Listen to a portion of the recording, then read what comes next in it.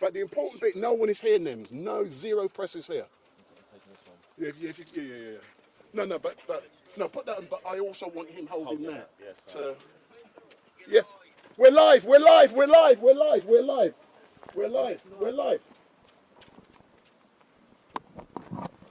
So, good morning to all of you who are watching. We're currently coming to you live and direct from outside of Wood Hill Prison, where Tommy Robinson has just been released. Tommy Robinson has just been released. I've just found out he's been released, and we got the call late last night that, so a microphone is currently being placed on Tommy, so a microphone, so you can hear Tommy in the background. Tommy is now walking out. Big up Tommy, yeah! So here's Tommy Robinson. So he's live on RX, yeah. That's good. Yeah, we're live on X. If you come here, Tom. So I look taller. Oh my God, you look great. What's this? What is this great hairstyle you've now got? I've had short back and side since year 8. Excellent stuff. So, so Tommy, it's so great to see you. You've been incarcerated in this horrible place since October. Can you tell me, first of all, how are you? How are you feeling, boss? I feel good. Unfortunately, in a country that doesn't believe in free speech, being a citizen journalist, this place is an occupational hazard. It's ridiculous. 16 years ago, when I first started speaking out against Islamic rape gangs that were plaguing this country, from that point on, I faced relentless attacks from the British state, wielding lawfare as a weapon in order to silence me.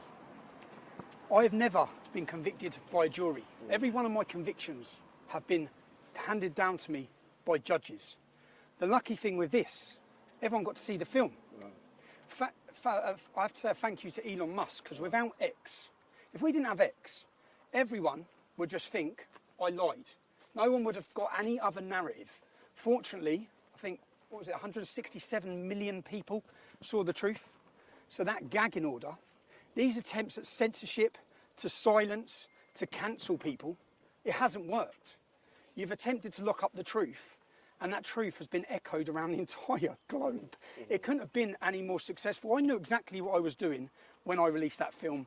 I knew I'd end up in there, and I also knew they'd give them every opportunity to pull every trick they wanted to, from messing with visits, to messing with phone calls, to messing with food. I knew that.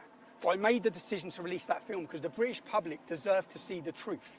For too long, since the start of my activism in 2009, police raids, court cases, I actually thought when I walked out of it this time, it would be the first time since 2009 that I haven't been awaiting trial or prison. And bang, I'm awaiting trial and prison on multiple cases again now. But I've watched from the start of my activism, first of all I saw Geert Wilders. Geert Wilders was targeted with hate speech laws and prosecutions. I've looked in America. This is the playbook that's played out across the entire globe. If we look in America, look what they've done to Steve Bannon. Look what they've done to Alex Jones, £1 billion. Donald Trump would face the rest of his life in prison if he did not win that election. Look now recently with Marie Le Pen. They've stopped her standing. Look at Katie Hopkins in our country. They took her home. They took her family home. Lawfare has been waged against anyone who has challenged the globalist narratives, challenged open border, challenged mass immigration, even challenged vaccines, any of it. They come at you from every angle. That's what I've experienced, but fortunately, if Elon Musk did not purchase X, I don't think that people understand the importance of it. If he didn't, you'd have been lied to about this entire case. If you go on my Wikipedia page and read all my previous convictions, this would have been another one where they'd have told you I lied. What did you see? If you're one of the people that watched that film, you might not have believed me before. You may have hated me based on a narrative spoon-fed to you by a media who want to tell you who we are. They want to tell you how to think. And I knew in that documentary, that painted a far bigger story than me. That was a story of any whistleblower, anyone. You've seen in my film how they silence people, NDAs, bullying, intimidation, scare tactics, and even attempts at prison. But one positive, even General Flynn, look what they've done to General Flynn in the United States. Everyone has faced it, but I'd like to take a positive rather than continue negatives. What is the positive? Did their gagging order work? Did it work? 167 million people saw that film. Do you know the moment I had? In the first week of January, because this could have gone the other way. That I could have released that film, they could have managed to censor it, which they did off all other platforms. There's only X and Rumble. They're the only ones that they're not able to control. If Elon hadn't have bought it, no one would have seen that film. Everyone had been lied to. But instead, 167 million people saw the truth.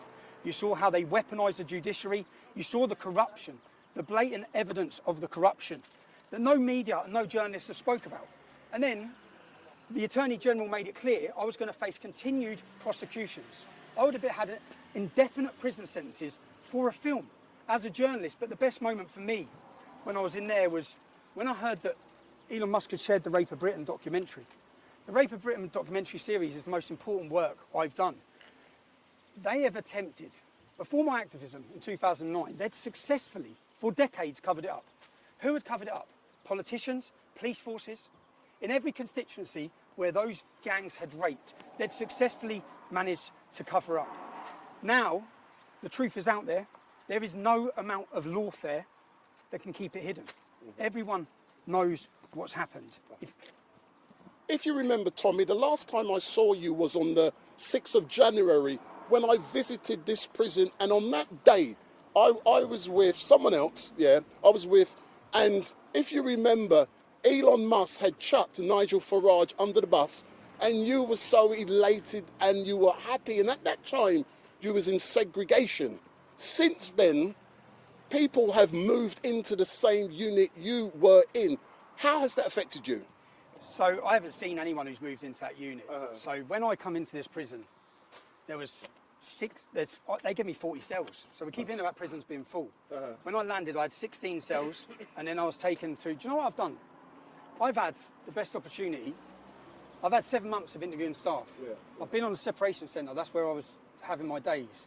When you come and visited me, it was the first week of January, right? That's correct. I was elated because I knew that this had been successful, that the public had seen the truth, that they could be lied to no more, that more people around the entire world were talking about the rape of a generation of our daughters, which has been facilitated and accommodated by our government. So, yeah, I'm just... On the 5th of June, you will be appearing in Westminster Magistrates Court charged with an offence. And what do you have to say to all of those people who will be coming down on the day to support you? You saw how they politicised the courts and the judiciary against me, but what you saw last summer was Keir Starmer, and it's now been proven as lies. When the riot started, Keir Starmer came out and said it was the far right, it was the English Defence League. That's what the police and the government has said. Now, we now know it's proven there was no far right, there was no English Defence League. The English Defence League ended a decade before it. But what the bigger picture is that the mainstream media act as a weapon of our state. So when Keir Starmer said that, journalists from the Daily Mail travelled to my family holiday, where I was with 3 or 4 other innocent families enjoying a break. They photographed my family. They ran a headline saying, instigating riots from his sunbed. Now, everyone knows I didn't instigate riots. There's no truth in that. But as the government was spreading one lie, the media stepped in to push that lie to the whole world. 10 million views that had. When that article went out, they photographed my children. They photographed my ex-wife. My family have death threats and serious threats of harm against them. They gave the location of where they were. That's not journalism. It's harassment, it's persecution, and they put a target on my family's back. And at that time, when they were blaming the far right, everyone saw how the courts were weaponised over a 48-hour period, where angry British citizens, justified anger, because £15 billion has been spent housing men who have invaded this nation. Many of them have left those hotels to rape, commit terrorism, sexually assault women. So the public are angry, the public are frustrated at what's happening in their country. They weaponised the courts. They locked up grandmas, granddads, mothers. These buildings are full of violent criminals. Lucy Connolly's not a violent criminal. Lucy Connolly made a statement. She was angry. She deleted it and apologised. She got 3 years. If you watched my film, you saw Antifa extremists come to my family's home, threaten to murder them. They don't get arrested. They politicised the courts. They politicised the judiciary. That was to scare you, to scare the public into it and to intimidate them into silence. That was the purpose. That was their goal. That's what their goal was. Have they been successful in doing that? I want to talk about the United Kingdom on the 13th of September. I've come out of here. There is a war being waged on Britain. and it's being waged by our leaders, and it's a war against free speech. Our weapon is free speech. They can't allow it, because if everyone can exercise their free speech, if we have platforms for free speech, we can highlight their abuses, we can highlight their corruption. On the 13th of September, we started organising United Kingdom rallies. I think the last one had over 100,000 people. We want to hold a free speech festival in London as a show of defiance. And at this free speech festival, it's going to be United Kingdom /MAGA/Mega. United Kingdom, because people, and I'm sorry in Scotland, I'm sorry Wales, I'm sorry Northern Ireland, it's going to be in our capital city again. It has to be. People coming from every corner of the globe, speakers from Australia, from Canada, from America, from Denmark, from Germany, from Holland, from Poland. We're not just uniting the kingdom, we're uniting the world. And London is going to be the centre for it. It's going to be a festival of free speech. It's going to be a day of celebration, to celebrate our weapon and to celebrate what they hate most, which is free speech. So if I can do 7 months in there for free speech, you can do a day in London, 13th of September. Book your travel, book your hotel, bring your families, bring your smiles, bring your flags. If anyone who's been to the last ones, they're amazing days out. They're brilliant. So get yourself there. That's my message, is that... And my final question, and Tom... those journalists, where you was on those journalists, That's right. They come, they follow my family, they put a target on their back, they dox their location. So then I challenged them. I just couldn't... All my tweets are there.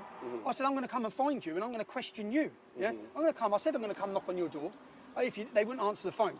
I'm going to come and knock on your door. So if you look, if you've followed my story in the last 18 months, just in the last 18 months, in the last 18 months, I went into London to attend an anti-Semitism rally, and I was targeted by the police as a journalist. I was violently attacked. I was pepper sprayed at point blank range. Then I was arrested. I was charged. For 6 months, I was banned from my capital city. It cost £40,000. We won the case. The judge found that everything they'd done was unlawful. No one gets punished on their side. I had 6 months not allowed into my capital city. I didn't get the £40,000 back. We didn't get any of the money back. We had that. Now, I've just had an 18-month prison sentence for making a documentary as a journalist. 18 months in prison. Counter-terrorism. Counter-terrorism detained me the day after a £100,000 celebration. I was detained under counter-terrorism legislation, where they told me, we don't suspect you of any crime. We know you're not a terrorist, but we want access to your mobile phone. I refused to give them access to my mobile phone because as a journalist, where I believe in free press and a free country and free speech, I don't believe the state have the right to intrude on who my source of information are. So I was charged and prosecuted with counter-terrorism. Now, the reason that I have such a target on my back all comes back to the rape gang scandal. Who's the head of counter-terrorism? I think his name's Dukes. He was the same police officer who was in charge of the Rotherham scandal from 2006 to 2010. He was in charge of allowing Muslim men to rape their way through that town, raping all those girls. He's got dirty hands. So now he's in charge of counter-terrorism. So counter-terrorism legislation is used to prosecute me. I'm back on trial on the 13th of October facing prison for not giving them access to my phone. And now, on the 5th of June, I have to go to court, which they come in last week, the Metropolitan Police Force again, because I said I'm going to question some Daily Mail journalists. The Daily Mail journalists that lied saying I instigated riots, that gave the location of my family and showed the images of my family. For daring to say I want to question you, I now face a 10-year prison sentence for that. And Keir Starmer has the audacity to sit in the Oval Office and talk about free speech and lie about free speech to J.D. Vance and President Trump. There is no free speech. The best thing about this is everyone in every corner of the globe knows Britain is a total embarrassment. They are traitors to our forefathers who sacrificed everything for freedom, and they're taking it away, not from me. This isn't about silencing me. Every part of this is about stopping you. It's about censoring you. They don't want you to see the truth. They want to control you. They want to tell you how to think about me, how to think about everyone, everything. And what we saw with the United Kingdom rally, as people were massed in their 100,000, and what you've seen with the recent election, is the public are awake. And the mass awakening has happened. It continues to happen. The more they target us, and to the establishment or the people making these decisions with these court cases, it's stressful, but you've given me another opportunity. When you come for me for this film, it had 200,000 views. It's now on 167 million. You're going to awaken more people, because all I'm going to do is piece together what you've done.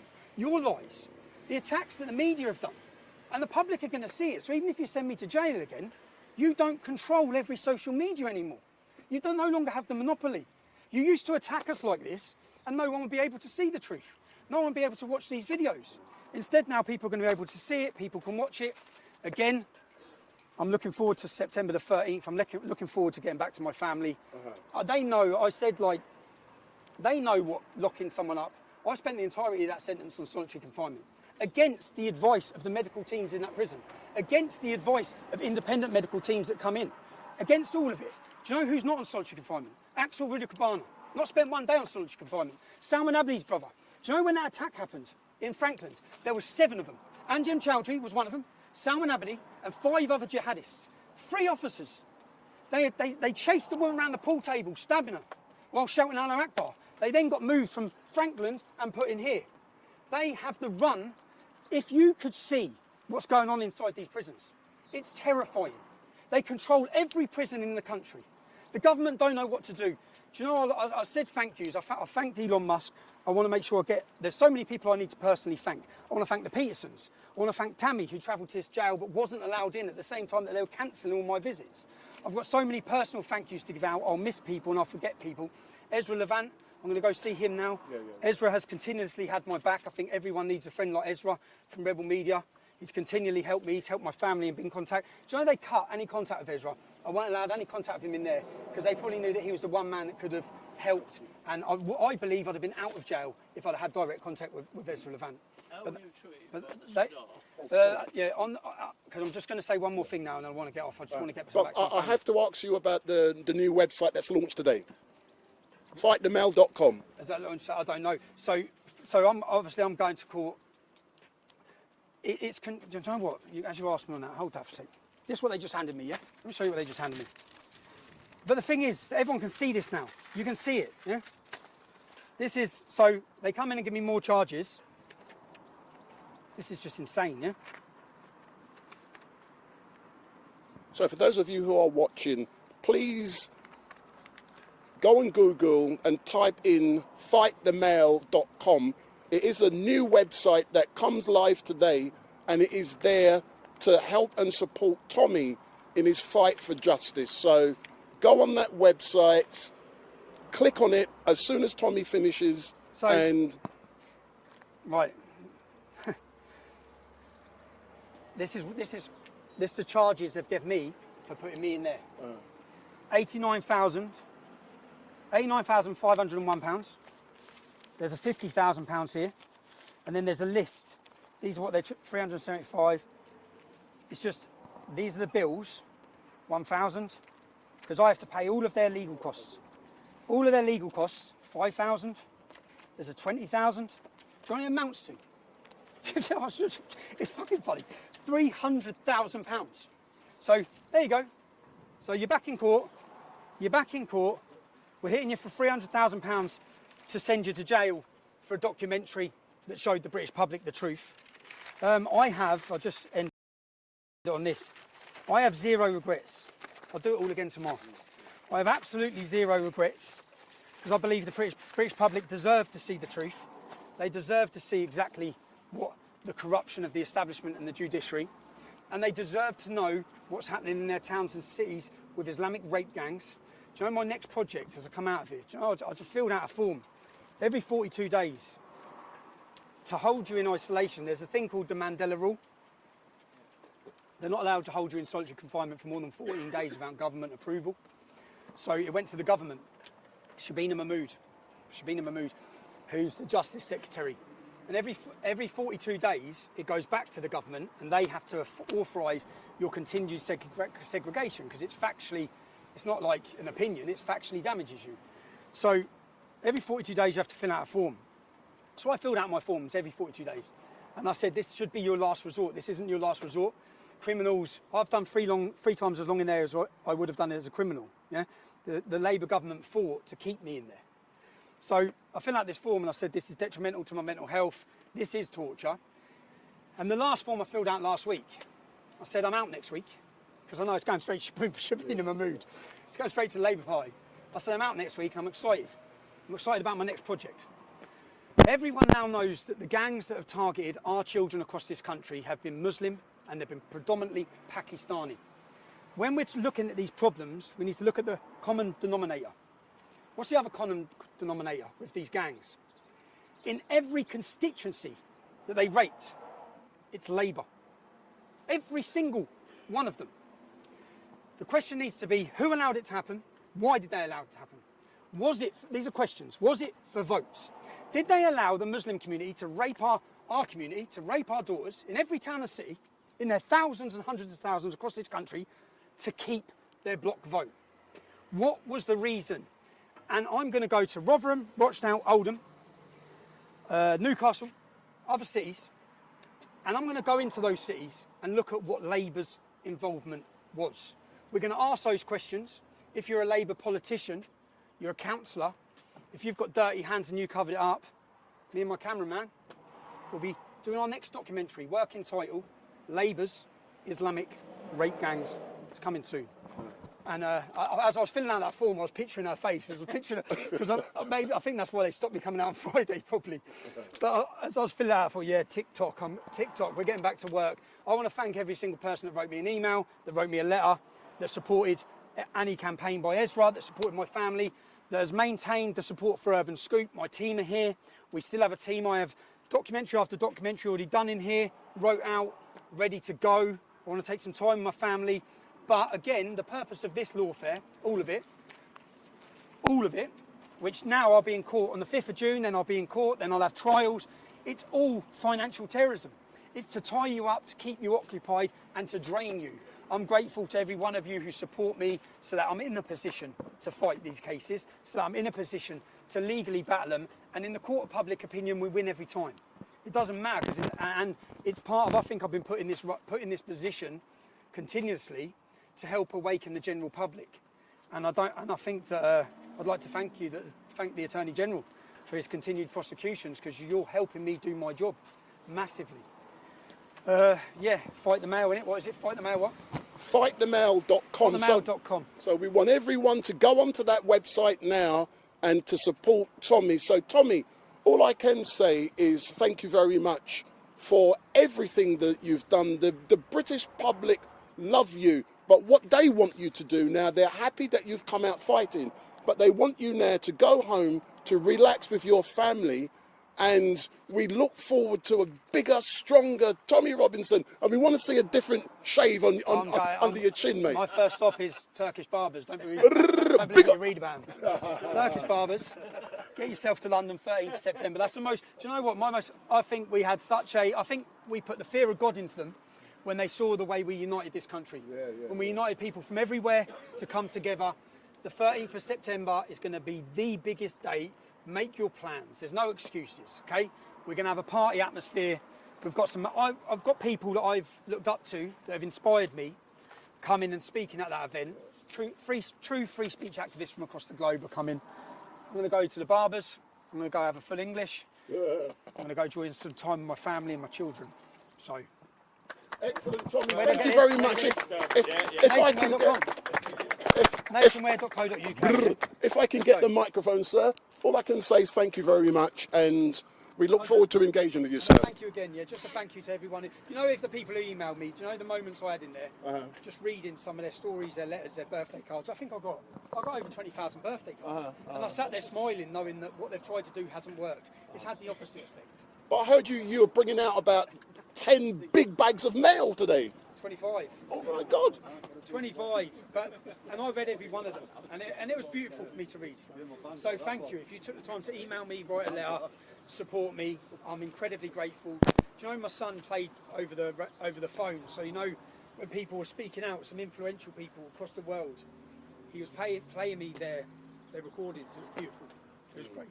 Excellent stuff. Thank you very much, sir. We'll meet up soon. Thanks a lot. So that's Tommy Robinson. He's now making his way towards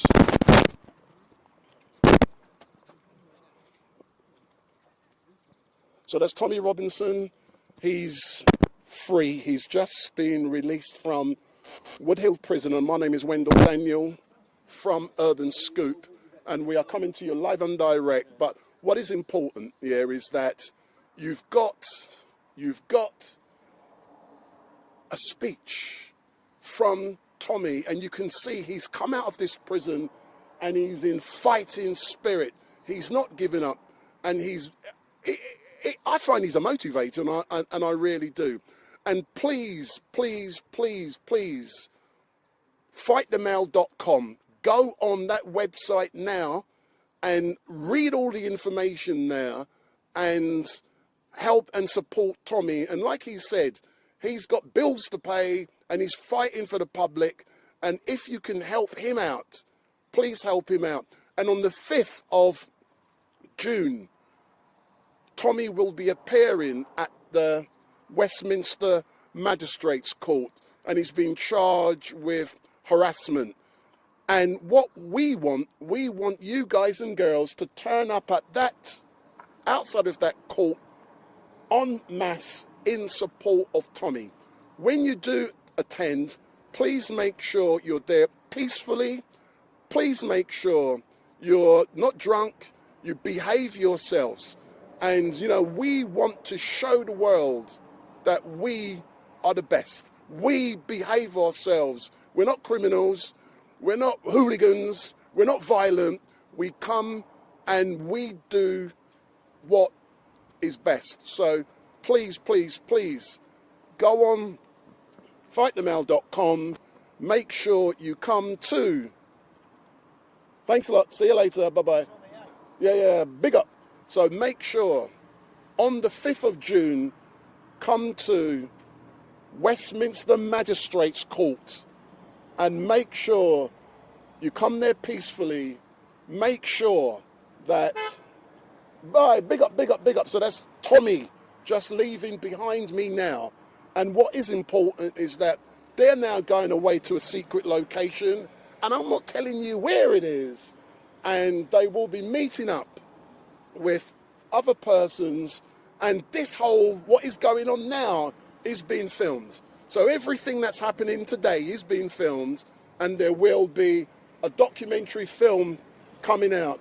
So my name is Wendell Daniel from Urban Scoop, and we've just finished. You've missed it, Governor, you're too late. So Tommy Robinson has been released, he's gone, they're off to a secret location, and will I be there? Who knows? Big up. Thanks a lot.